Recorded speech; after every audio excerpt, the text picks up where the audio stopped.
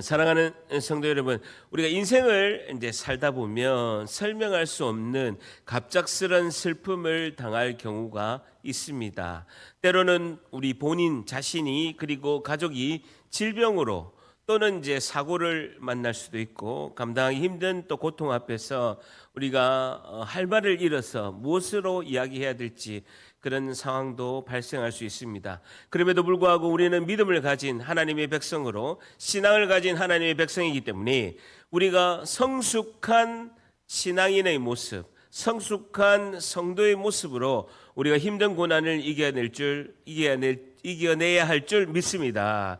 오늘 창세기 22장을 통해서요, 성숙한 성도의 모습은 어떤 모습일까요에 대한 교훈을 얻고자 합니다. 오늘 질문이 뭐라고요? 성숙한 성도의 모습은 어떤 모습일까요에 대한 교훈을 얻고자 합니다. 성숙한 성도의 모습은 어떤 모습일까요에 대한 교훈을 얻고자 합니다. 22장 1절하고 22장 2절 우리가 다시 큰 목소리로 같이 있습니다. 시작. 그 일 후에 하나님이 아브라함을 시험하시려고 그를 부르시되 아브라함아 하시니 그가 이르되 내가 여기 있나이다. 여호와께서 이르시되 내 아들 내 사랑하는 독자 이삭을 데리고 모리아 땅으로 가서 내가 내게 일러준 산 거기서 그를 번제로 드리라라는 거예요.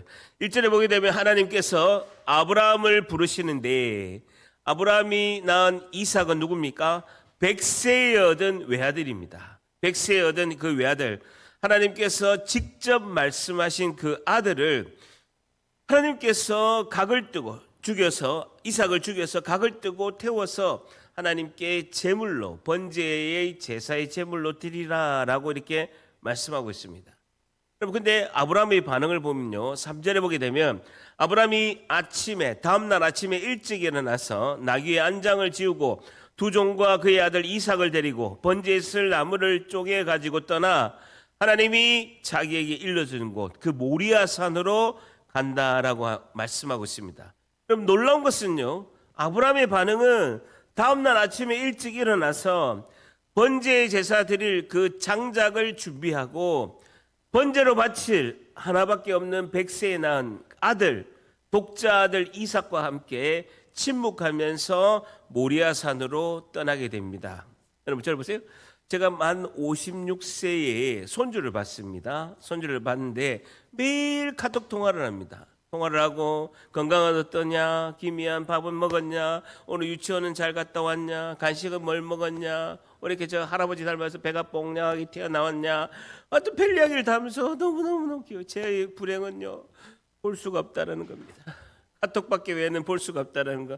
어쨌든 병원에서 검진을 엊그저께 받고 왔는데 결과는 어떡하냐, 몸무게는 몇 킬로고 키는 어떡하냐, 노심조사하는 거예요. 여러분, 이렇게 손주도 그렇게 하는데, 여러분, 한다면 반드시 하신다는 하나님께서 100세에 낳은 그것도 only one, 약속의 아들, 외아들, 독자 한 명밖에 없는 이삭을 죽여서 제물로 바쳐라 라고 말씀하고 있습니다. 아브라함은요, 하나님의 명령 앞에 아무런 질문을 하고 있지 않습니다. 상식적으로 이해가 되겠습니까? 도대체 이해할 수 없는 상황에서 아브라함은 하나님에게 어떠한 아무런 질문도 하고 있지 않습니다. 여러분, 우리가 아브라함이라면 이런 질문을 할 만하죠. 하나님, 그러면 약속하신 말씀 창세기 15장 4절에 보게 되면 아브라함의 몸에서 날짜가 상속자가 된다고 말씀하셨고, 창세기 15장 5절에 보게 되면 하늘을 우러러 무뼈를 바라봐라, 그에게 이르시되 아브라함의 자손이 무별만큼 있으리라라고 하나님이 직접 말씀하시면서 약속하지 않으셨습니까? 무별을 보는 별을 셀 수 있느냐, 너의 자손이 이와 같이 많으리라라고 하나님이 직접 말씀하셔서 약속하지 않으셨습니까? 그럼 이 약속의 말씀은 어떻게 되는 것입니까? 라고 항변하면서 하나님께 질문을 할 만합니까? 할 만합니까? 할 만하죠. 하나님이 약속의 말씀을 하늘의 무별을 봐라, 그 별만큼 너에게 이삭을 통해서 자손을 주리라고 말씀하셨고, 이 약속의 말씀은 하나님 어떻게 되는 것입니까? 라고 하나님께 항변하면서 아브라함은 질문을 할 만합니다. 그런데 오늘 본문에 보면요, 놀랍게도 아브라함은 하나님께 질문하지 않습니다. 어떠한 질문도 하나님께 하고 있지 않습니다. 여러분, 우리는 이렇게 생각할 수 있습니다. 목사님, 원래 아브라함은 질문 같은 거 잘 안 하고 말이 없어요. 그래도 믿음의 조상 아닙니까? 우리하고 다르잖아요. 격이 다르잖아요. 믿음의 조상 아브라함인데 아브라함은 원래 스타일이 질문을 잘 안 하는 스타일입니다. 그러니까 원래 과묵하고 침묵 잘하고, 그리고 믿음의 조상이고 순종하니까 하나님한테 어떻게 질문을 잘, 우리하고는 수준이 다르죠. 질문을 잘 안 할 것입니다 라고 이렇게 반문할 수 있습니다. 과연 그럴까요? 아브라함이 하나님께 질문을 잘 안 하는 스타일일까요? 여러분, 앞에 22페이지 보게 되면요, 주보를 22장에 끼우시고 창세기 18장을 봅니다. 그럼 앞에 창세기 18장 20절을 보게 됩니다. 여러분, 22페이지, 구약성경 22페이지 창세기 18장 20절을 보게 되면요, 하나님께서 소돔과 고모라를 벌하실 때 창세기 18장 20절에 보게 되면 여호와 하나님께서 또 이르시되 소돔과 고모라에 대한 부르짖음이 크고 그 소돔과 고모라가 죄악이 심히 무거우니 21절에 내가 이제 내려가서 그 모든 행한 일이 과연 내게 들린 부르짖음과 같은지 그렇지 않은지 내가 직접 소돔과 고모라의 그 폐악을 보겠다라고 말씀하십니다.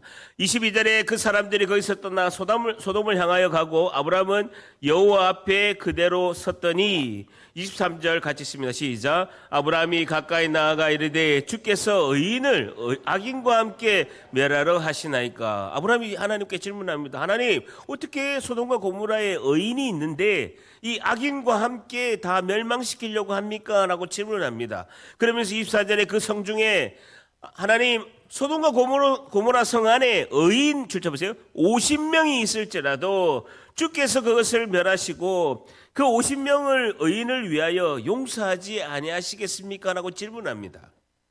그리고 25절에 주께서 이같이 하사 의인을 악인과 함께 죽이심이 부당하오니 의인과 악인을 같이 하심도 부당하니이다. 세상을 심판하는 이가 정의를 행하실 것 아닙니까? 라고 하나님께 굉장히 집요하게 질문합니다. 26절에 드디어 하나님께서 여호와께서 이르시되 내가 만일 소돔 성읍 가운데서 의인 50명 찾으면 그 50명 때문에 내가 온 지역을 내가 용서하겠다라고 하나님 말씀하십니다. 27절에 아브라함이 대답하여 이르되 나는 티끌이나 재와 같아오나 감히 주께 아뢰나이다 하고 계속해서 질문합니다. 28절에 50의인 중에서 5명이 부족하여 그 5명이 부족함으로 말미암아 온 성읍을 멸하겠습니까? 이르시니 내가 거기서 45명을 찾으면 소돔과 고모라 성에서 50명 아니면 하나님 좋습니다. 45명이면 하나님 멸망하지 않아야 되는 거 아닙니까? 라고 또 질문합니다. 29절에 아브라함이 또 이르되 거기서 40명을 찾으면 어찌하려 하시나이까? 하나님 45명 아니면요 50명에서 45명 아니면 40명 어떻습니까? 라고 물어보는 거예요. 이르시되 40명으로 말미암아 멸하지 아니하리다 라는 겁니다. 여러분, 집요하게 아브라함은 하나님께 질문합니다. 30절에 보세요. 아브라함이 이르되 내 주여 노하지 마시옵고 말씀하게 하옵소서. 거기서 30명을 찾으시면 어찌하려 하나이까? 의인 30명 있으면 멸망하지 않아야 되는 거 아닙니까? 이르시되 내가 거기서 30명을 찾으면 그러하지 아니하리다 라고 이렇게 하나님께 계속해서 질문합니다. 31절에 아브라함이 또 이르되 내가 감히 내 주께 아뢰나이다. 거기서 20명 50명, 45명, 40명, 30명, 20명을 찾으면 어찌하려 하시나이까? 이르시되 내가 20명으로 말미암아 그리하지 아니하리다라고 하나님께 계속해서 간절히 끈질기게 질문합니다. 32절에 같이 있습니다. 시작. 아브라함이 또 이르되 주는 노하지 마옵소서. 내가 이분만 더 아뢰리이다. 거기서 10명을 찾으시면 어찌하려 하시나이까? 이르시되 내가 10명으로 말미암아 멸하지 아니이다. 10명. 하나님 10명만 있어도 멸망하면 안 됩니다 하는데 소돔과 그 고모라 성에 엄청난 인구가 많은데 의인 10명이 없는 거예요. 아브라함이 하나님께 드릴 말씀이 없습니다.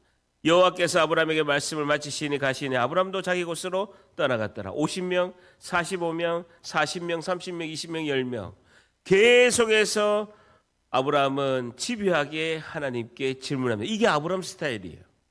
아브라함이 원래 이런 스타일이라고요. 계속해서 하나님께 여쭙고 하나님의 뜻을 묻고 하나님께 중복, 지금 소돔과 고모라 성을 위해서 집요하게 중보기도 하면서 하나님께 질문을 하고 있습니다. 여러분, 중보기도 하면서 하나님께 호소하면서 질문하면서 하나님의 자비를 붙들고 있는 아브라함이 신앙이 좋은 아브라함이에요. 믿음이 좋은 아브라함이라는 것입니다.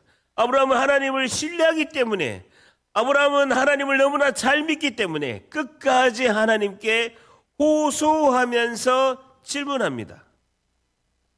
아브라함은 창세기 18장의 신앙은요, 질문하는 신앙, 질문하는 믿음이라는 것입니다.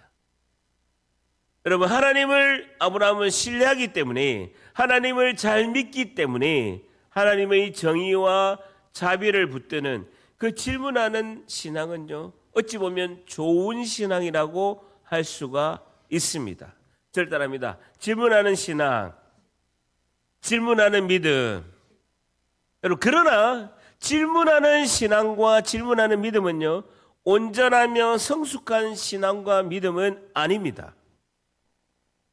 자세히 보게 되면 질문하는 신앙, 질문하는 믿음은요, 온전하고 성숙한 신앙과 믿음이 아닌 걸 볼 수가 있습니다. 왜냐하면요, 어떤 현상과 어떤 사건을 볼 때 아브라함은 자기의 기준이 있어요.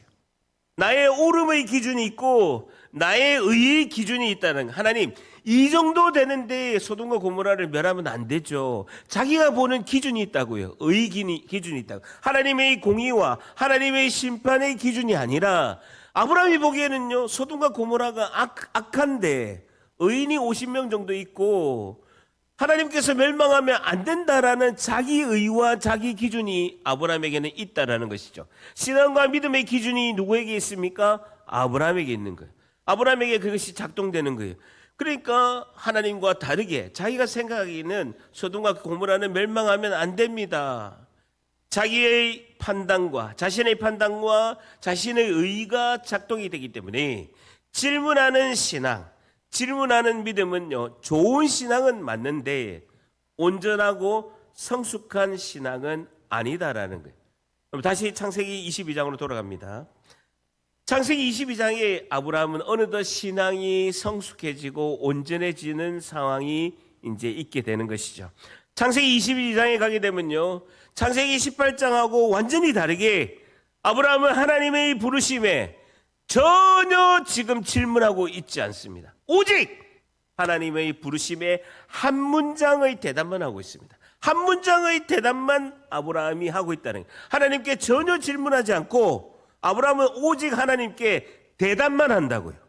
대답만 하는 신앙으로 바뀌게 되었다는 거예요. 여러분, 22장 1절 다시 있습니다. 시작. 그 후에 하나님이 아브라함을 시험하시려고 그를 부르시되 아브라함아 하시니 그가 이르되 내가 여기 있나이다. 쭉 쳐보세요. 내가 여기 있나이다. 저를 따라합니다. 내가 여기 있나이다. 한 번 더, 내가 여기 있나이다. 하나님께서 부르시는데, 하나님, 그럼 하나님의 약속은 어떻게 되는 것입니까? 하나님은 어떻게 이런 일을 하시려고 합니까? 하나님, 그러면 하늘의 무별과 바다의 모래와 같은 자손들은 어떻게 있게 됩니까? 그럼 이삭이 죽고 나면 어떻게 하시려고 합니까? 라고 물어보지 않는다는 거예요.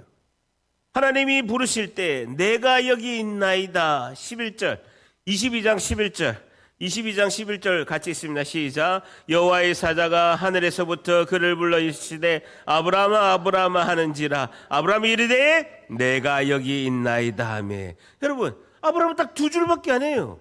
내가 여기 있나이다. 11절에도 내가 여기 있나이다. 대답밖에 안 한다는 거예요. 여러분, 질문하는 신앙에서, 질문하는 믿음에서 대답하는 신앙, 대답하는 믿음으로 아브라함이 성숙해져 있다라는 것이죠. 여러분, 나의 기준에 의한 질문하는 신앙, 하나님 왜 내가 아파야 됩니까? 왜 우리 가족이 사고가 나야 됩니까?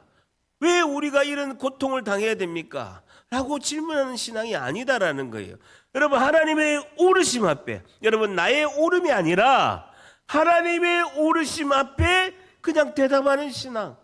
하나님, 내가 여기 있나이다. 하나님, 내가 여기 있나이다.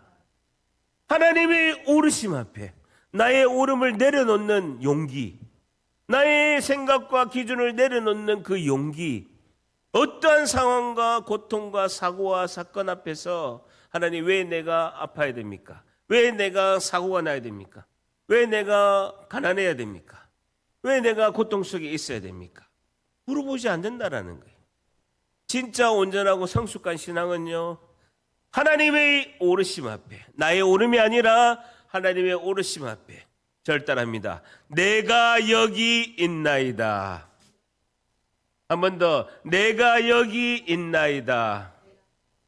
오직 하나님의 오르심 앞에 존재적으로 다가서서 내가 여기 있나이다. 여러분, 나의 인생의 질문을 다 내 마음속에 담았어요. 나의 인생의 질문과 내가 왜 이런 상황을 닥쳐야 되는 모든 고통을 내 마음속에 다 담아서 나의 존재로 하나님 앞에 그대로 나가는 거예요. 하나님, 질문하지 않겠습니다. 모든 질문을 내 가슴 속에 내 마음에 다 담고 하나님, 내가 여기 있나이다. 존재로 다가서면서 내 존재가 하나님께 질문이 된다라는 것입니다. 여러분, 성숙한 성도의 모습은 어떤 모습일까요? 한 가지, 오늘 한 가지 교훈은요, 하나님의 오르심 앞에, 하나님의 오르심 앞에 대답하는 신앙입니다라는 거예요. 하나님의 오르심 앞에 질문하는 신앙이 아니라 대답하는 신앙이라는 것입니다. 하나님, 내가 여기 있나이다. 어떤 상황 속에서도 하나님의 오르심 앞에 내가 여기 있나이다. 하나님, 나라는 존재가 하나님 앞에 질문입니다. 나라는 존재가 하나님 앞에 나아갈 수 있는, 나를 내려놓고 나아가는 그 용기 그 자체입니다 라고 고백하고 있는 것이죠. 여러분, 22장 6절에 보세요. 아브라함이 이에 번제나무를 가져다가 그의 아들 이삭에게 지우고 자기는 불과 칼을 손에 들고 두 사람이 동행하더니 7절 같이 있습니다. 시작. 이삭이 그 아버지 아브라함에게 말하여 내 아버지여 하니 그가 이르되 내 아들아 내가 여기 있노라. 이삭이 이르되 불과 나무는 있거니와 번제할 어린 양은 어디 있나이까. 7절 보세요. 내 아들아 내가 여기 있노라. 별단합니다. 내가 여기 있노라. 이삭에도 똑같이 이야기합니다. 내가 여기 있노라. 그리고 백세의 아들, 낳은 아들, 그 아들을 곧 아들을 죽여서 각을 떠서 불에 태워서 하나님께 제사를 드려야 할 이 상황에서 내 아들아 내가 여기 있노라 라고 아브라함은 똑같이 고백합니다. 8절에 아브라함이 이르되 내 아들아 번제할 어린 양은 하나님이 자기를 위하여 친히 준비하시리라 하고 두 사람이 함께 나아가서라는 것입니다. 하나님이 하시는 역사를 아브라함은 하나님과 동행하면서 하나님과 깊은 사귐 가운데 나온 그 대답, 내가 여기 있나이다, 이 고백을 하고 있습니다. 나라는 존재로 하나님께 대답하는 아브라함입니다. 아브라함은 자신의 존재 자체가 질문이자 대답이고 응답인 줄 믿습니다. 모든 질문은 아브라함 자신에게 다 담아서 하나님 오르심 앞으로 나간다라는 거예요. 한 번 더 절단합니다. 내가 여기 있나이다. 내가 여기 있나이다. 이 아브라함의 이 믿음을 히브리서 11장 믿음의 장에서는 이렇게 말씀하고 있습니다. 히브리서 11장 17절에 아브라함은 시험을 받을 때 믿음으로 이삭을 드렸으니 그런 약속들을 받은 자로 돼 그 외아들을 드렸느니라. 그렇게 말씀하면서 19절에 그는 하나님이 너희 이삭을 죽은 자 가운데서 다시 살릴 줄로 생각한지라 라는 것입니다. 이삭이 죽더라도 하나님이 다시 살려서 부활시킬 것을 아브라함이 믿었다라는 것입니다. 살아계시고 부활하신 예수님과 동행하고 응답하는 그 아브라함의 대답하는 신앙, 결국은 우리가 아브라함처럼 이 대답하는 신앙으로 가려면 어떻게 해야 됩니까? 우리가 계속해서 저를 포함해서 우리 모두는 질문하는 신앙이에요.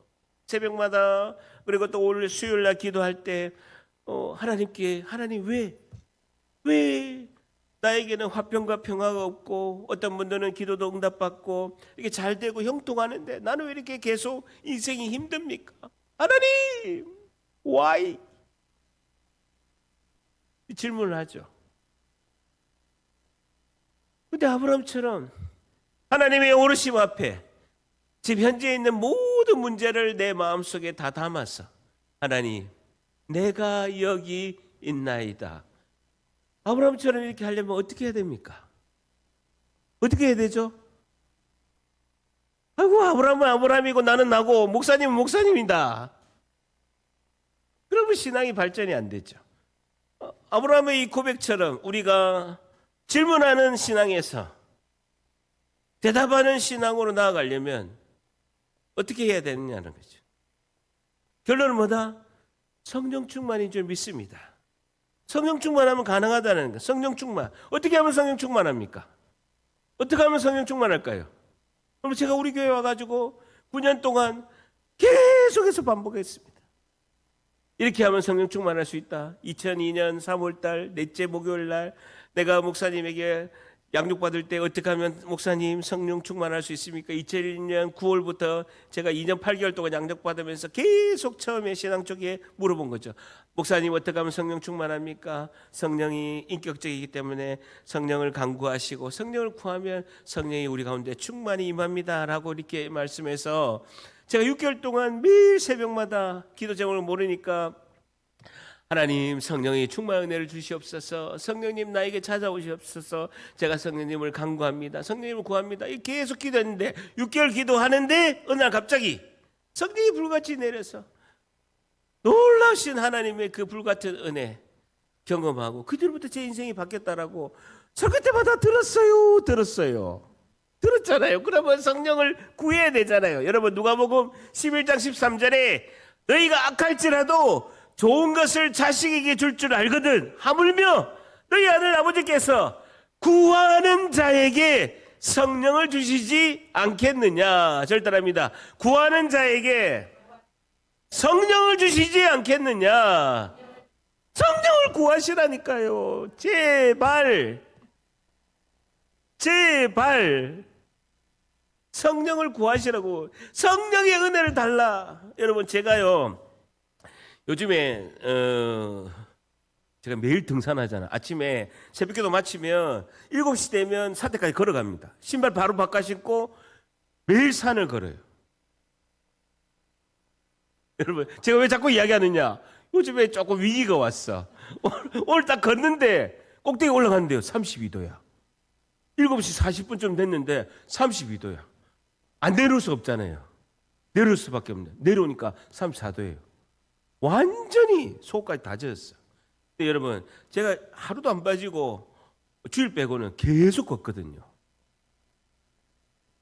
Just do it. 계속 걷거든요. 그러니까 계속 찬양 듣고 설교를 들어요. 그러니까요 핸드폰 데이터가 다 나갔어.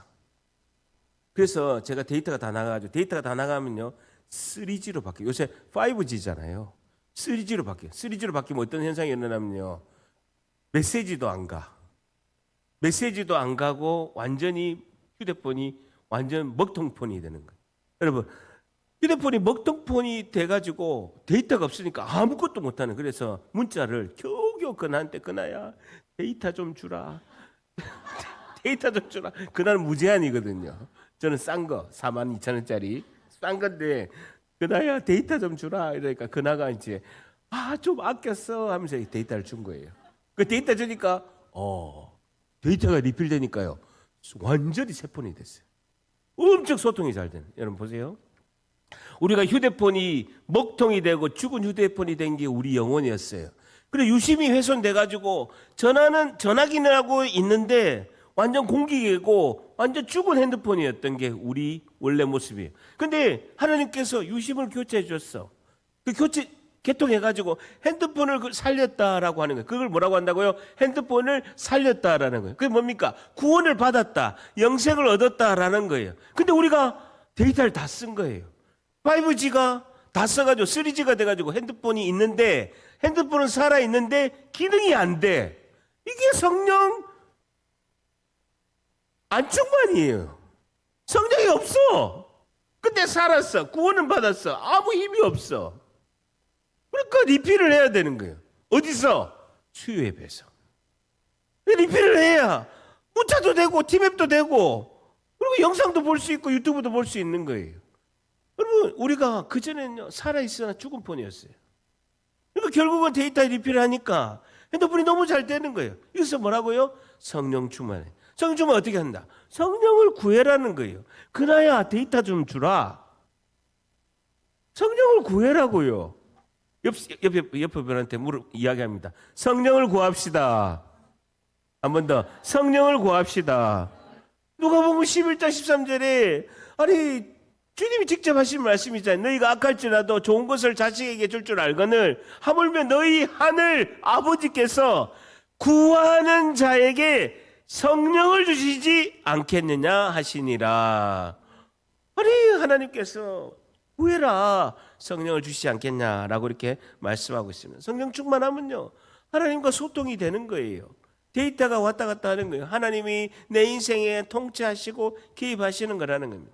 여러분 우리 인생의 고난과 힘듦과 고통 가운데서도 이해가 안 되는 많은 질문이 있을지라도 그 질문을 품은 채 하나님 앞에 나아가서 자신을 내어드리는 그 용기를 가지고 우리가 하나님께 드리는 대답, 그 대답의 신앙, 대답의 믿음 절단합니다. 내가 여기 있나이다.